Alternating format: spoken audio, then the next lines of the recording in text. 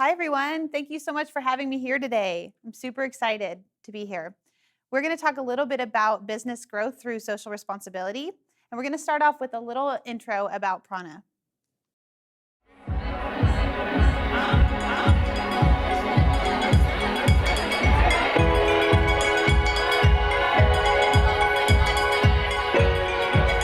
Every moment has an opportunity.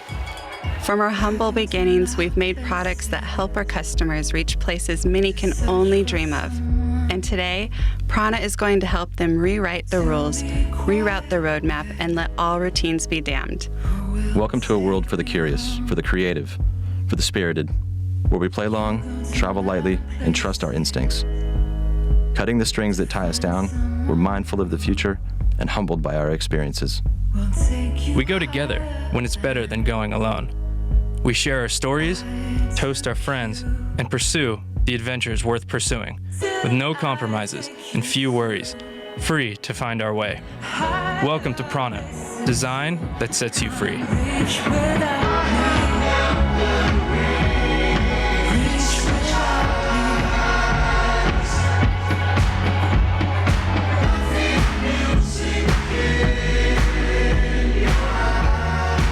The essence of our style is versatility.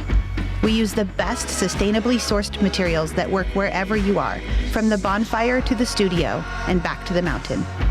We're united by the drive to try new things and lead a meaningful life as we look deep within ourselves and explore the world around us. We give a damn, not just about how our materials are sourced and manufactured, but the opportunities they provide you.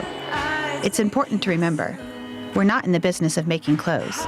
We're in the business of setting the human spirit free.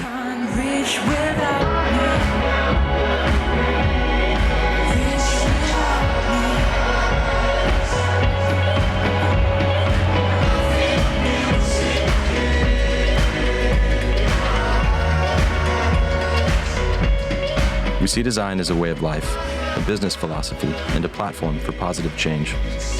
We imagine the possibilities and bring a unique perspective to every day. We encourage adventure and innovation and welcome everyone to live a creative and unconventional life where anything is possible. We're proud to be different and excited for the surprises each day brings. This character, our character, is how we embody our mission and bring our brand to life in all we do.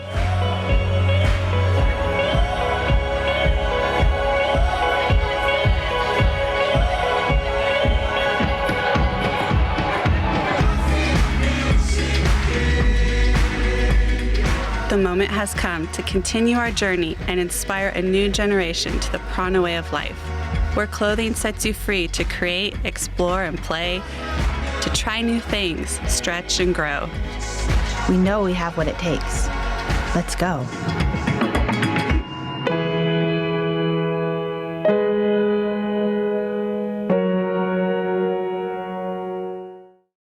So this is PrAna.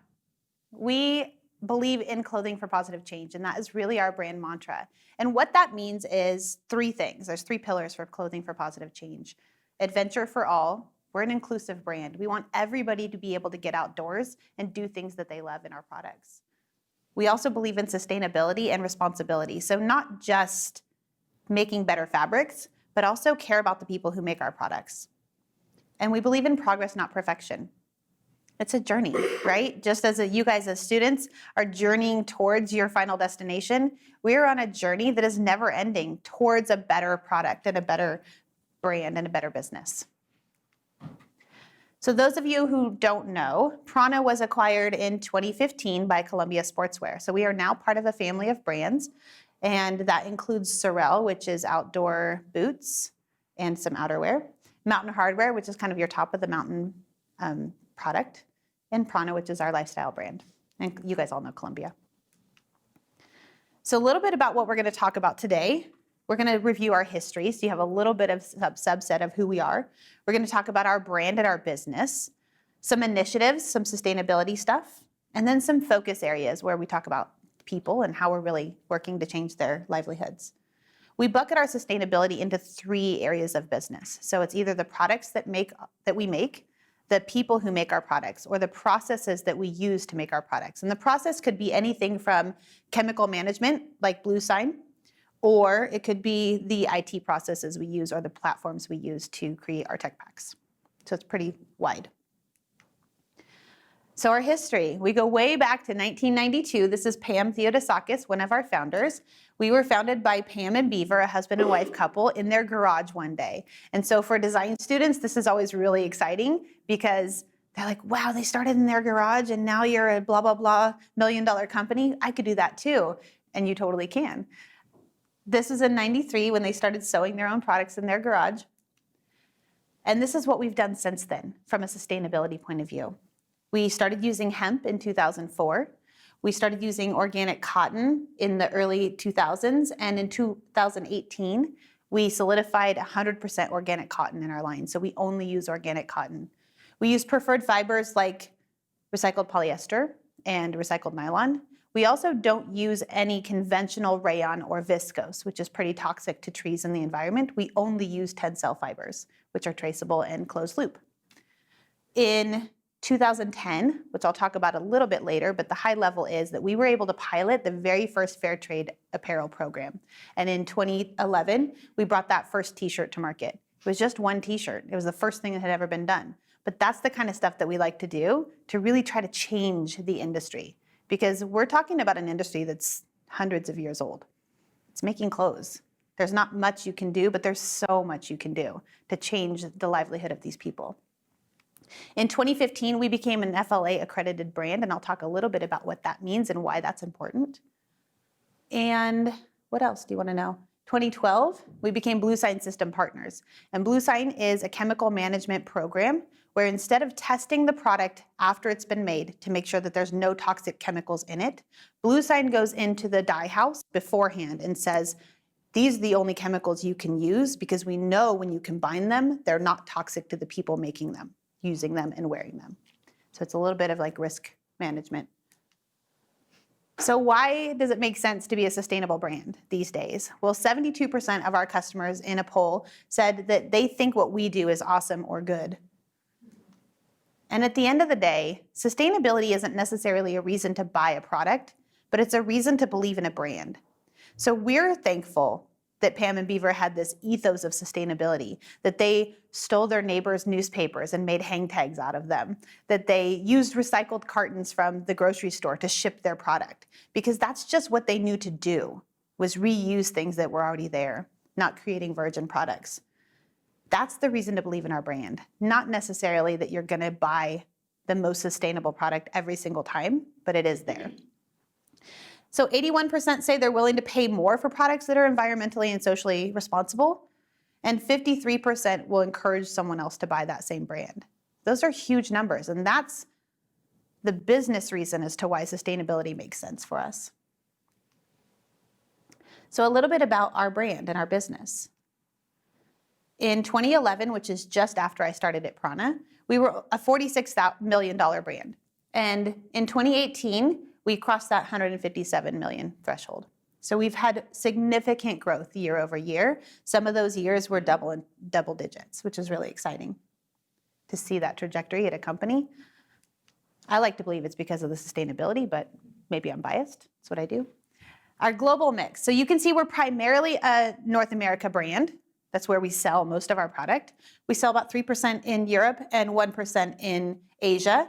And our growth potential is huge in Europe. We look to make that about 10% in the next 5 years, and we look for Asia to be about 10% as well. We just opened our first store in Japan, so we do have a storefront in Japan, which has been significantly impactful.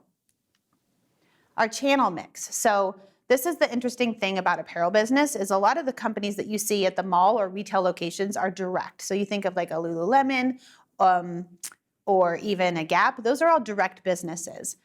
Most of our business is wholesale. So we're selling to somebody else to sell it to the customer. So think of our product at REI. That would be our wholesale product. All the same product, it's just where are you shopping for it. If you shop online, that's gonna be our direct. We have some retail stores across the United States, and primarily you're gonna find us in small specialty boutiques and outdoor.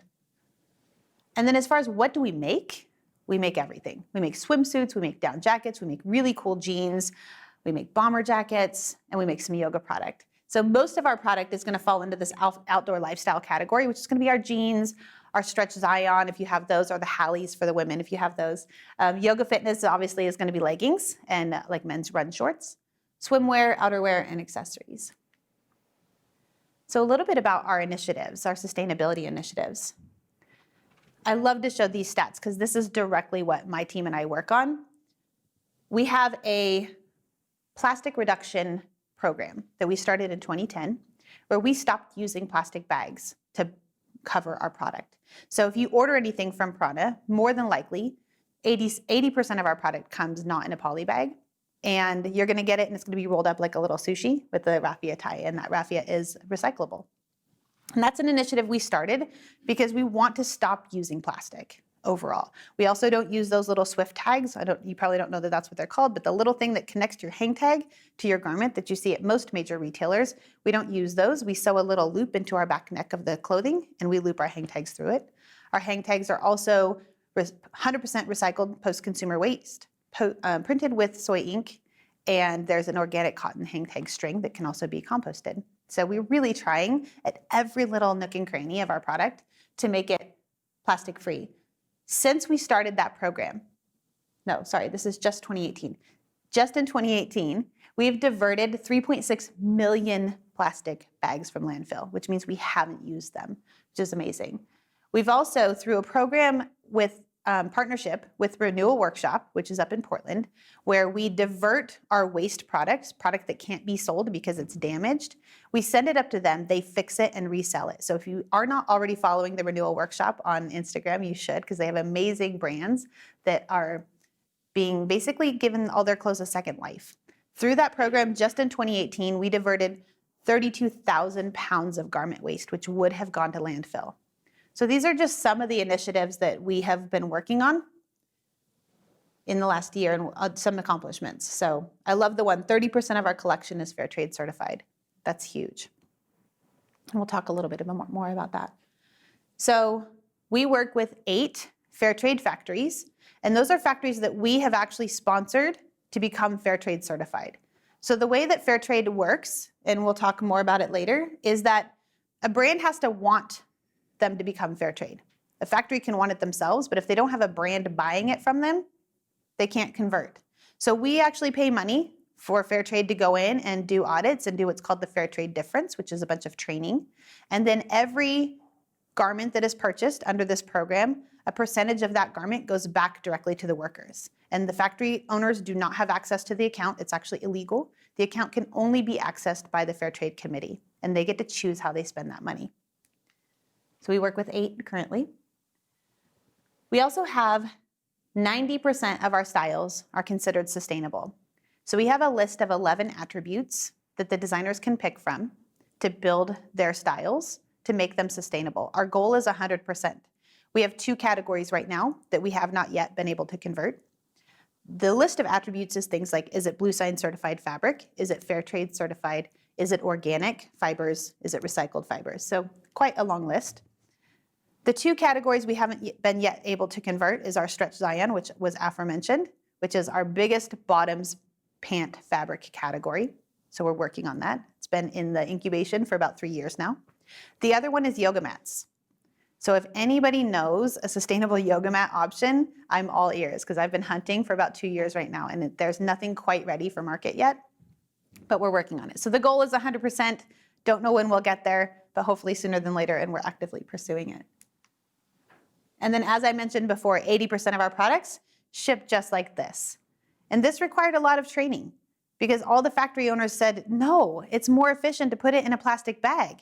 And so we took time to make videos and go to the factory and show them how to wrap things, how to roll things, and how to package it with this cute little bow. And they actually found that it's cheaper and more efficient, and they don't have to use plastic.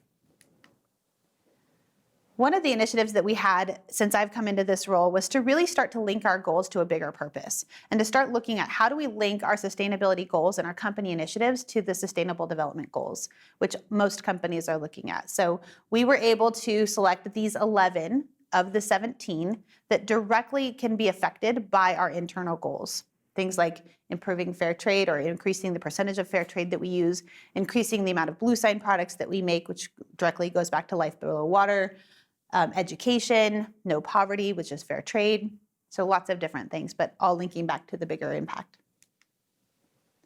Another way that we rank our progress, is through the Higg FEM. So there's a company called the Sustainable Apparel Coalition that owns this platform called Higg.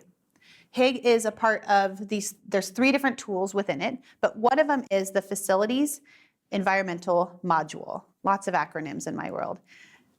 What that means is our factories, the people who sew our products and the manufacturers that make our fabric, go into this platform and they actually tell us what they're doing for wastewater treatment, how much energy usage they're using every year, what are they doing around social compliance at the factory level. There's about 200 different questions that they get asked, and then they get ranked. What that allows me to do is to be able to go into this information and help them be better. So it's really a third-party monitoring for environmental stability of our factories. We have a goal to hit 100% of Tier 1, which is sewing factories, this year, and we will hit it. We were at 75 last year, so we're really close. And I have met with each one individually to make sure that they're going to do it this year. And next year will be Tier 2, which is all of our fabric mills. That's going to be a little bit more of an undertaking, and I'll tell you why in a little bit. So our focus is really people. That's why Pam and Beaver started this company, wanted to start it as a nonprofit, and decided they could actually do more with profit for the people making their clothes. And I remember early in my career at PrAna, we worked in LA a lot. We had some factories in LA that we worked with. And we took a group of people from different areas of the business down to one of our factories. So we took customer service reps and we took people from accounting so they could see the sewing facility. And I remember being there and hearing one of my coworkers walked in and she goes, "Oh my gosh, there's people here." And I was like, "What did you think you were going to see?" But I love that story because it just goes to show you that we can't assume that everyone knows, right? That everyone knows what happens. And there's a lot of automation on sewing floors nowadays, and there's only going to become more, but it doesn't eliminate the need for people. So a little bit about our social compliance scope. So this is really what happens in my role at our company. So I have a team underneath me that manages all of our social compliance, which is really the auditing. They work with the factories to make sure that they have the best-in-class standards. And if there is something funky, then they start going, "Hey, this doesn't look right, and how can we fix it together?" So we have 194 employees at PrAna. We have 47 factories that we work with. That's over 26,000 workers, 6 fair trade certified factories, depending on what year you're looking at. It's either 8 or 6. 3 factories that are working on fair trade certification, and we'll talk about that when I get to the fair trade slide. We have 2 fair trade cotton programs, so it's not just sewing, it's also the farming of the cotton. And of those fair trade cotton programs, it's over 900 farmers that we're supporting with our 2 programs. So this is where we make our apparel. You can see that there's nothing in North America anymore. But it's a global business. And that's why it's important for us to focus on people, because we're affecting the global industry and people in other countries. So we work in Peru, India, Indonesia, China, Taiwan, Thailand, Cambodia, Vietnam. Sorry, I was going from memory. And our material reach is about the same. So affecting very, very similar countries. We like to try to source local so that our footprint is as low as possible when we're shipping. We do have some denim that comes from Turkey, and we have a little bit more European fabric. Let's see if this video works. This one's about fair trade. We are here at Indus Intex Private Limited. This is a fair trade certified apparel manufacturing factory since 2014. Right now, here at Indus, there are a few brands that are sourcing fair trade. The best way to grow fair trade at any factory would be to inspire all the buyers at that factory to want to source fair trade. if you actually look at the person making those products, they want the same thing that we want for our children, for our future, for our community. ನನ್ನ ಹೆಸರು ರಾಣಿ. ನಾನು ಇಂಡೋಸ್ private limited ಕಂಪ್ನಿಯಲ್ಲಿ tailor ಆಗಿ ಕೆಲಸ ಮಾಡ್ತಾಯಿದ್ದೀನಿ.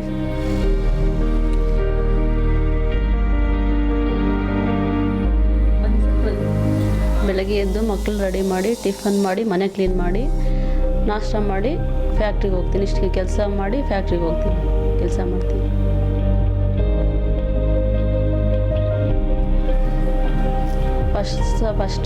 First ಸಲ ಮಕ್ಳ ಎಜುಕೇಷನ್ಗೆ ಅಂತ ಅಮೌಂಟ್ ಇದು ಮಾಡಿದರು.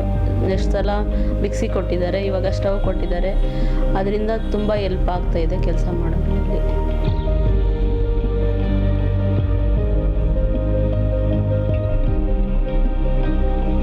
By buying fair trade, we are engaging in ethical purchasing practices.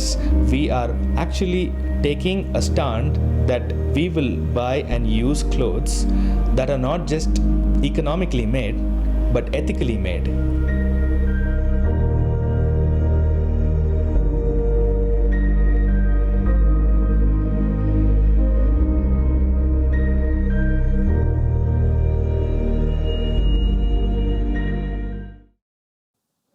I just love that video of Ronnie and her story of how fair trade is changing her life and changing her world.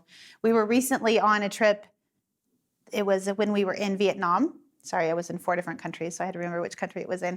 We were in Vietnam, and we had an opportunity, I'm sure you guys have seen the campaign of Who Made My Clothes, right? So as consumers, we're trying to elevate ourselves to know who made our clothes and why that's important, to see Ronnie's face on the other side of that sewing machine. But we had an opportunity to ask them, what do you think about the person who's wearing your clothes? What do you think of? One, do you think of them? And two, what do you want them to know about you? Or what questions do you have for them? And one of the people was so cute, and they just said, I want them to know that I love my job. I was like, okay, I can take that back. That's really cool. At the same time, we're changing their life through this program. And it's really, really impactful. So that stat of, see, this says 2 million, the last one said 1 million. So somewhere between 1 and 2 million is how many products we've produced fair trade. This program has blown up. So when we started, there was one factory that was certified. That was in 2012, was the first factory, which was Raj Lakshmi Cotton Mills. And that was in India. We still work with them today. He's actually opening a brand new factory, which we're excited about. Going to get that one fair trade as well. There's now, I think it's 51 fair trade factories globally, just for apparel, and there's about 30 more in the hopper. So there's some major brands that have a lot of collateral that they could put towards this program, bigger than what PrAna can do. And we're really excited to see this program take that next step and go next level. We've given back so much money to these individuals. The thing that's amazing about fair trade is these people are learning skills beyond the sewing machine. So think about our ability to vote, especially as women, our ability to vote as women. That doesn't exist in some of these countries. You can work, but that's even a highlight for them. The fair trade program, you are on a committee, you get voted onto a committee, and then you vote free will for what you want to spend the money on.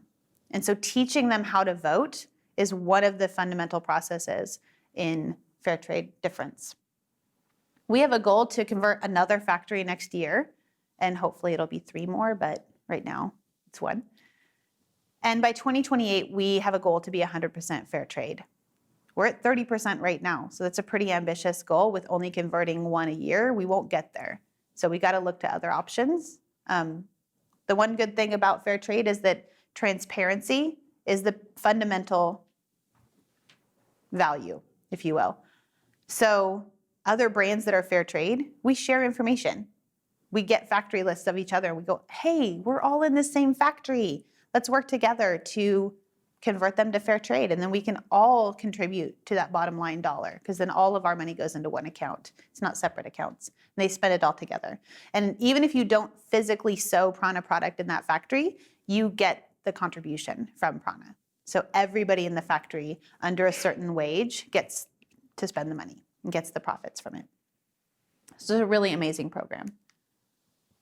The other one I mentioned at the beginning, which was really part of setting the foundation for what PrAna believes in from a values and ethics perspective, is the Fair Labor Association. If you don't know, the FLA was created in around 96, 97, based on then President Bill Clinton pulling together some industry leaders and some nonprofits saying, the apparel industry isn't great, and how do we fix it? We need to focus on this, and how do we really create a task force to fix it? So it started as a task force. It then became the Fair Labor Association. And while fair trade is really focused on people and working with the people at the factory, FLA is working on policy. So FLA is really creating standards around governance and code of conduct. And before PrAna was owned by a family of brands, we were just this little company, a bunch of people who wanted to do better and didn't really know where to start. So we leveraged the FLA's code of conduct to build our standards and processes system. So the FLA is based on 10 principles, based on workplace standards, training, grievance mechanisms. So if somebody's upset at the factory, who do they call? What do they do? What's that trajectory look like? Responsible production processes and verification requirements. So that's just what their code of conduct upholds. By being an accredited brand, there's only a handful of these brands. I think there's 20 now of accredited brands under FLA. That process takes about 3 years. We're in the process of reaccreditation right now, so cross your fingers for us because it's quite a laborious process. We hope it all works out. Hope they like what they see. We think they will. But the process that we went through to become accredited brands and to adopt this code of conduct was quite simple. They had it all laid out for us. It was just about us saying we will uphold this and we will train our factories to understand it and to back it. So this was our code of conduct prior to having our own social auditing system. Our code of conduct still completely aligns with this because it's really great and it's really strong. So there's no question that this is a fundamental aspect of the apparel industry that we all should be following. Supply chain transparency. As I mentioned before, transparency is a big word in this business. And if without transparency, we don't have trust, right? So if I go into a factory and I see something that maybe not really what I want to see, as long as they tell me about it before I find it on some books, we can work with it. We can talk to them about how can they get better. But if they don't tell me about it and they try to hide it, we don't have trust, right? They're lying, or we're lying, or whatever's happening. It's just not a good relationship. So we want to be, as a brand, as transparent with our information as we expect the factories to be with us. So just this year, we, in accordance with the Supply Chain Transparency Act, we released our supply chain online. What this looks like is on the Columbia corporate website. You can go in and you can see every factory that we work with, and you can get the location and the name and the address. You can also see if there's different projects that they're working with, like the Responsible Down standard. So it would say if they're fair trade or that kind of thing. So anybody can access this. A customer can access this, another brand can access this. We're not hiding who we're working with. And I think that that's really important. We're proud of our vendors. And if you find something that you don't like, ask us about it. And hopefully we have the answer, and if not, we'll investigate it. By the end of this year, we will also have this on the PrAna site as well. Might not look as pretty, but the information will be there. So the next focus for us in this transparency is Tier 2 mapping. So I was talking with Allison earlier about a project that she did. Looking for her. There you are, sorry. A project she did where she was really trying to trace the supply chain. So I would say most companies trace this information to here. They know who's sewing their product. And I'm going to say most companies, because not all companies know who's sewing their product. So know what brands you're buying from. At PrAna, if we're telling you that it is organic cotton, or it's recycled polyester, or it's Tencel, or it's any of these preferred fibers, we can trace it all the way down to the end. But if it's not one of those, which some of our product isn't at this point, we can probably trace it to definitely here, maybe here. So we have about 20% of our supply chain that we don't know in the pink box, and that's what we're working on right now. My team is actively pursuing. We have a trip actually next week to India and Turkey to find out Who have they been using? Because a lot of people will say, I want this shirt, go find the fabric for it. That doesn't seem like such a big deal, right? But as a brand who believes in more, I want to be able to help those people making the fabric. And if I don't even know who they are, I can't help them. We can't help them. So our goal is to get all the way to farm or raw material extraction for all products. And we have about 20% of the work still to do. Once we have that information, we want to be able to publish it the same way that we're telling you where our products come from online, and be able to show you that whole trajectory and maybe even meet the people. So for social compliance, we have a 3-stage rating system. So this is what a social audit result would not look like, but what it would result in. Once my team comes in and does an audit of the factory based on the 2-day time that they spend together, interviews of the workers in their native language, all of those types of things, they get a rating of either acceptable, needs improvement, or unacceptable. And I have one team member on my end dedicated to this. We have about 15 auditors in the field, but I have one team member at headquarters, and her main job is to take the audit that the auditor does and do what's called a corrective action plan. So she's well versed in auditing, but she doesn't do it herself. She literally reads the audit and then sits down with the factory and says, oof, this doesn't look so good. How are we gonna fix it? Our goal is to have everybody in the acceptable range, and although I took the numbers and the percentages off, you can see that we've increased that acceptable and needs improvement over time. Between 2018 and 2019, it looks a little bit sketchy on the pink, but we reduced the amount of vendors by about 20%. And that was so that we could be more impactful to the vendors we were working with. So we kind of cut off that low-hanging fruit. So our goal is to bring unacceptable down and bring acceptable up. And we'll do that by focusing on the 2 main areas that we see issues in, which is health and safety and working hours. And one of those we can directly contribute to. Working hours is all about how much time are we giving the factory to produce the garments. If we're trying to do a fast fashion model and we're saying we need it in 6 weeks, there's only so many hours a day you can work. And there's only so many hours a day you should work. And we have very strict rules around that. So if we can give the factory more time to produce the product by being more planned in our processes at corporate, then we can reduce the working hours right away. Health and safety is really about training. So if a factory is new or uneducated or doesn't have the tools within their management team to build an appropriate factory, you're going to see issues with health and safety. So we do a lot of training with third-party companies to build up their knowledge over that. So you can see here, health and safety is significantly the bigger of the issue that we see year over year. And then hours of work, including overtime, the major issues.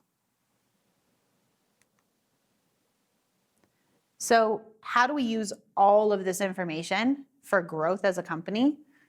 We believe that supporting fair trade is really what will take us to the next level from a sustainability perspective. We have lots of other initiatives of how we're going to grow our business, but from purely sustainability and ethics, it's about fair trade. And we do think that that's a business model that makes sense. The best thing that could ever happen is if fair trade doesn't actually have to exist. If fair trade doesn't exist, then that means everybody's doing the right thing, and we're in such a better place as an industry. That's the goal. We also are committed to the FLA principles, which are also reiterated by the Fair Trade Difference. We believe in brand partnerships. We understand that we can't do this alone, and we shouldn't try to, because if it's just us, then what are we really doing? We're not actually changing the industry. We're just doing what we want to do.